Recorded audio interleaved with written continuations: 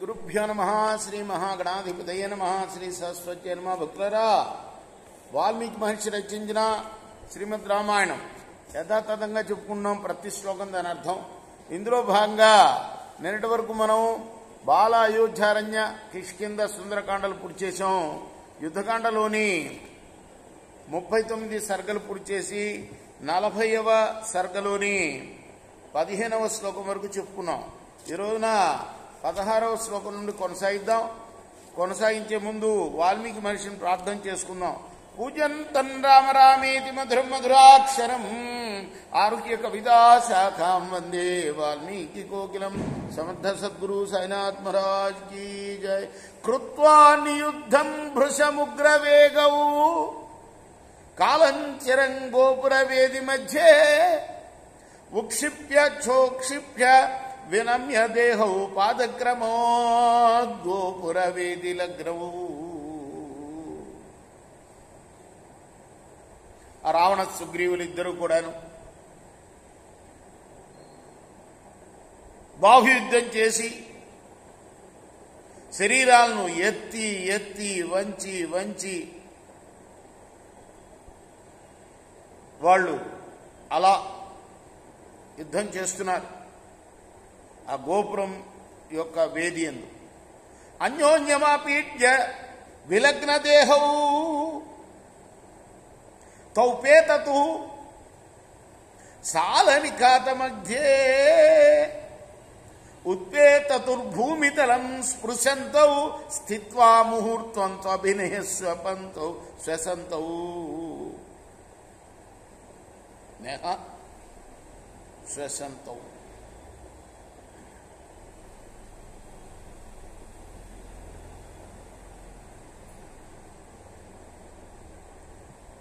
ముహూర్తం త్వ అభినిహ శ్వసంతౌ. ఒకరు ఒకరు గట్టిగా అదింపట్టారు. ఒకళ్ళనొకళ్ళు దగ్గరగా ఉన్నాయి దేహాలు రెండు కూడా. ముహూర్త కాలం నిట్టూరుస్తూ నిలబడి మళ్ళీ ఇద్దరు గోపురంపై నుంచి కిందకు దూకారు అలా పట్టుకొని. ఆలింగ్యచాలింగ్యచ బాహుయోక్త్రై సంయోజయామాస తురాహవేతౌ సంరంభ శిక్షా బల సంప్రయుక్తౌ సుచేరతు సంప్రతి యుద్ధ మార్గే. అలా వాళ్ళు ఒకళ్ళనొకళ్ళు కట్టిపడేసుకున్నారు తమ బాహువుల చేత. చాలా నేర్పుతో బలంతో కూడిన వాళ్ళిద్దరు కూడా అలా యుద్ధం చేస్తూ సంచరించారు.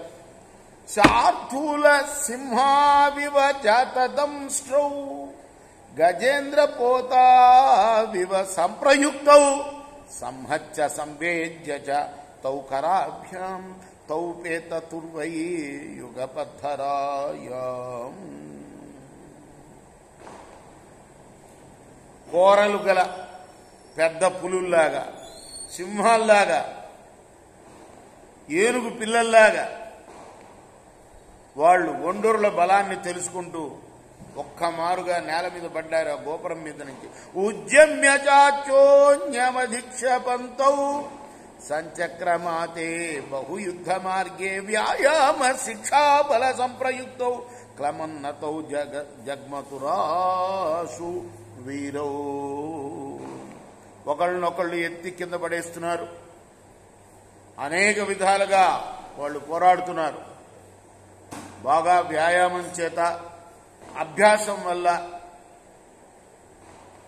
కలిగిన బలంతో వాళ్ళిద్దరు కూడా ఏమాత్రం అలసట పొందటంలే.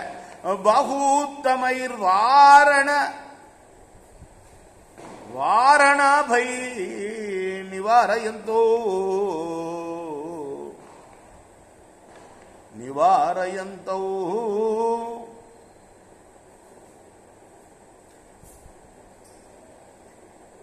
వరవారణాభౌ. వారణాలంటే ఏనుగులను. చిరేణ కాలేన భృశం ప్రయుద్ధో సంచేరతుర్ మండల మార్గమాసు. చాలా పెద్ద పెద్ద ఏనుగులు ఎలా పోలాడుతున్నాయో అలా పోలాడుతున్నారు వాళ్ళు. ఏనుగు తొండం లాంటి బాహువులు వాళ్ళవి. ఒకరినొకరు నివారిస్తున్నారు. చాలాసేపు యుద్ధం చేసి శీఘ్రంగా గుండ్రంగా తిరిగారు. సుగ్రీవు కూడా తక్కువ బలం గలవాడు కాదనమాట. చాలాసేపు నివారించాడు ఒక్కడే రావణాసురుడు. తో పరస్పరమాసాధ్య యత్తావన్యోన్య సూదనే మార్జారాభివ భిక్షార్థే అవతస్తాతే ముహుర్ముహు. ఒకరినొకరు చంపడానికి ప్రయత్నిస్తున్న వాళ్ళిద్దరూ కూడాను ఏదో తినటానికి ఓ పదార్థం దొరికితే రెండు పిల్లులు కొట్టుకుంటున్నట్టుగా మాటి మాటికి ఒకరినొకరు కొట్టుకుంటున్నారు. అవి తినేదాని దగ్గరికి పోవు. రెండు పిల్లులు వచ్చినాయంటే వీటిల్లో వీడు పోటాడుకుంటూ ఉంటాయి కదా. అలా మండలాని విచిత్రాన్ని స్థలాని విధాని చ గోమూత్రకాని చిత్రాన్ని గత ప్రత్యాగతాని చ తిరశ్చీనగతాన్యేష తథా వక్రగతాని చ పరిమోక్షం ప్రహారాణం వర్జనం పరిధావనం అభిద్రవణమాప్లావా అవస్థాతం సవిగ్రహం పరావృత్తమపావృత్త ఆపద్ధృతమవప్లుతం ఉపన్యస్తమపన్యస్తం యుద్ధమార్గ విశారదౌ తౌ విచేరతురన్యోన్యం వారణేంద్రశ్చ రావణ. యుద్ధంలో మంచి నేర్పుగల రావణ సుగ్రీవు యుద్ధంలో కూడా మల్ల యుద్ధంలో మల్లులు తిరుగుతున్నట్టుగా మండలంగా తిరుగుతూ అనేక విధాలైన స్థితులను చేస్తూ విచిత్రములైన గోమూత్రికలను చిత్రములైన ప్రత్యాగత గతాల్ని తిరిగి గమన వక్రగమనాల్ని అనేవన్నీ కూడా కుస్తీల్లో రకాలన్నమాట.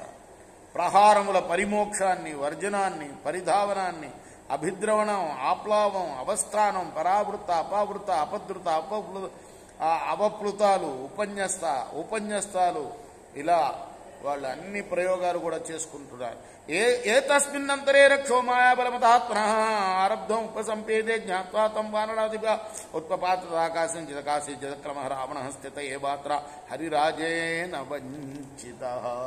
ఇంతలో రావణాసుడు తన మాయాబలం చూపడం ప్రారంభించాడు.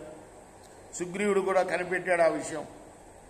అయితే ఏమాత్రం అలసట లేకుండా ఆకాశంలోకి ఎగిరిపోయాడు. వానరుడు కదా రావణుడు. సుగ్రీవుడి చేత మోసగింపబడ్డాడు. ఆ విధంగా అంటే వీడేదో మాయ చూపిపోయాడు, రాక్షస మాయ. ఆయనగా గొంతులు వేయటం అలవాటు కదా, ఆకాశంలోకి ఎగరగలడు కాబట్టి ఎగిరిపోయాడు.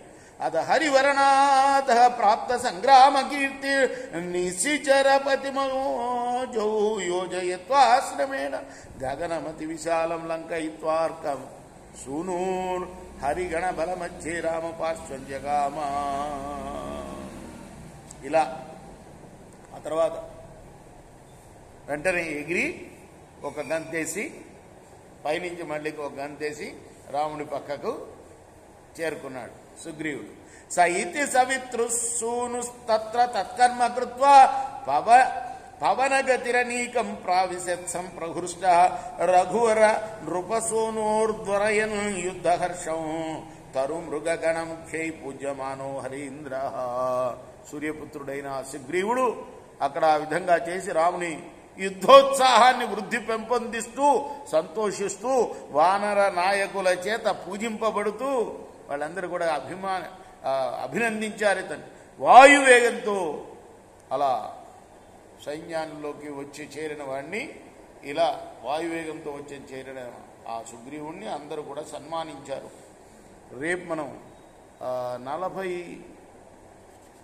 41వ సర్గ ప్రారంభం చేద్దాం. కృష్ణార్పణమస్తు. సాయి కృష్ణ.